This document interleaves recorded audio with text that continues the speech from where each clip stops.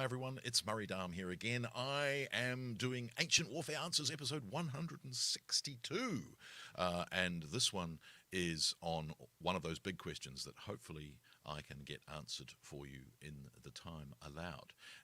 And of course, you can ask a question and you can support us on the podcast. All you need to do is go to Patreon/Ancient Warfare Podcast. You can back us at one of three levels, our very Roman levels, because we have the Legionary, the Optio, and the Centurion. You can choose $1, $5, or $10. If you back us at the $5 level, then you can get a PDF copy of the magazine. If you back us at the $10 level, you can get an in-print copy of the magazine. And of course, you're helping more of these podcasts happen.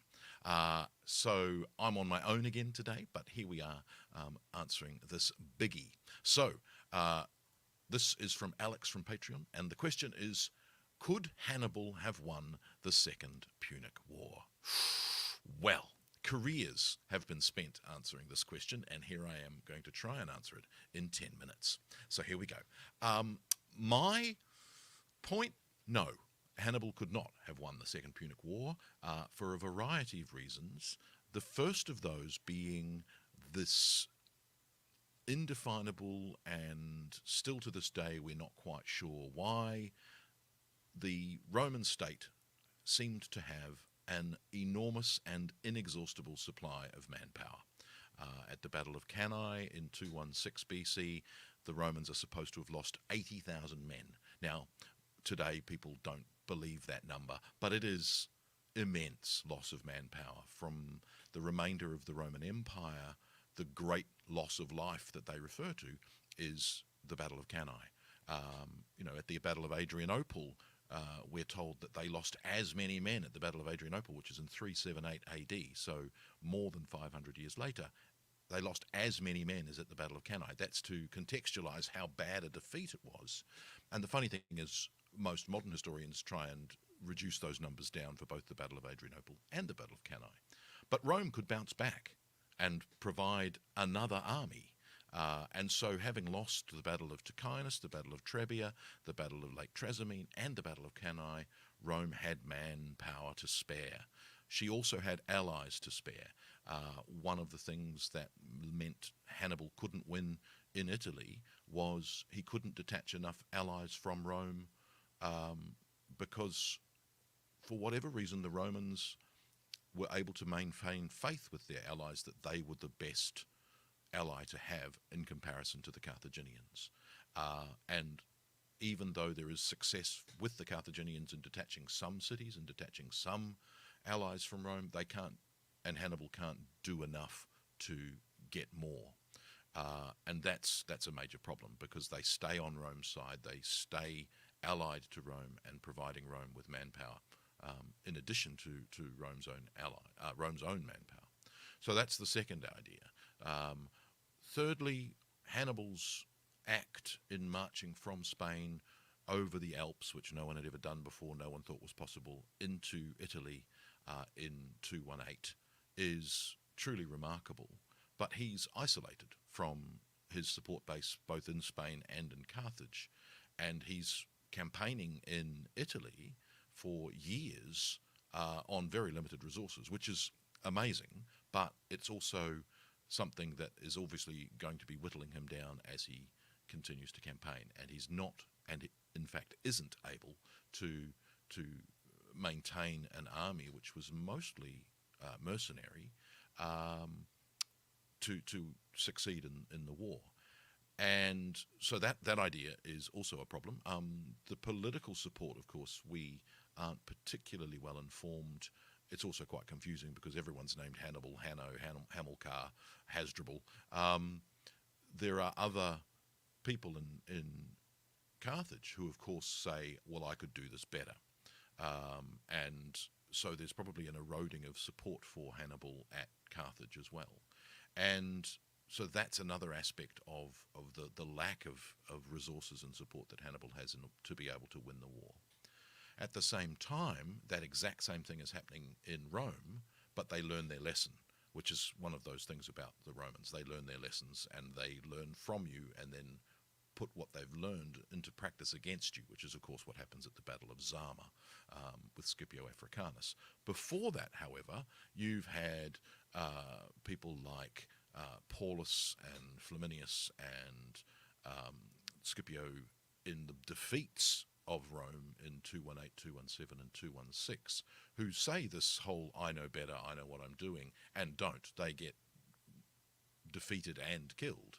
And meanwhile you have Fabius Maximus, the delayer, who introduces this idea, much the same as Pericles in Athens, of, well, we're not going to fight you. We're going to stay within our walls and we're going to let you exhaust yourself. And so in the tactics of Fabius, in this delaying tactics and not fighting a battle, he's fighting against the pride and the way things are done at Rome of fighting battles and winning wars, and goes, we're not going to do this, we're not going to win, let's not fight these battles and let's allow Hannibal to defeat himself. And that's what happens. And that's truly remarkable. And, you know, without Fabius, I think that Rome, with those advantages of manpower and allies, Rome would have lost the war, because you can lose, well, in the case of Rome, you can lose 3 consular armies. You can't keep losing consular armies every year. That's going to make you lose a war sooner or later. But the fact that they stop fighting these battles where they're losing huge numbers very early on in the war means that they're able to recover and then take the war to Africa and Spain, which again is eroding more of that support for Hannibal, to the point that in the end Hannibal must evacuate Italy and go to North Africa and fight the Romans in Carthage and you know, outside the city itself. So all of those things help Rome win the war, as opposed to help Hannibal lose the war, which is a strange way of saying it. So there's all of those things going on. The next one, of course, is the individuals that both Fabius and Scipio Africanus come at just the right moment for the Roman Republic, and that's again something that Rome seems to have going in its favour time and time again in its history. And it comes back to what we were talking about in an earlier answers about luck. Rome is lucky. It has the right man at the right time more often than not, whether it's Scipio Africanus, whether it's you know, Caius Marius, all of these massive crises it faces in terms of military catastrophes, the right person comes to the fore at that moment. And obviously in the Punic Wars, the Second Punic War, it's Fabius Maximus to start with, and then it's Scipio Africanus. And they are able to see the lessons that Hannibal has taught them and put them into action, and somehow at the Battle of Zama, for instance, reverse the tables on Hannibal and show him up doing what he did to them to the Carthaginians. And so it's a remarkably quick lesson that the Romans learn of, we did that wrong, how could we do it better? We could do it better by doing exactly what Hannibal did to us. Okay, we'll do that, and then doing it. That's, you know, in terms of putting it into modern managerial terms, seeing you know, getting destroyed, seeing the lesson, knowing where to learn the lesson, putting the lesson into practice, and then putting that lesson into effect. Those take long time. Those take decades and generations to get all of that material. The Romans do that in 12, 14 years, which is truly remarkable.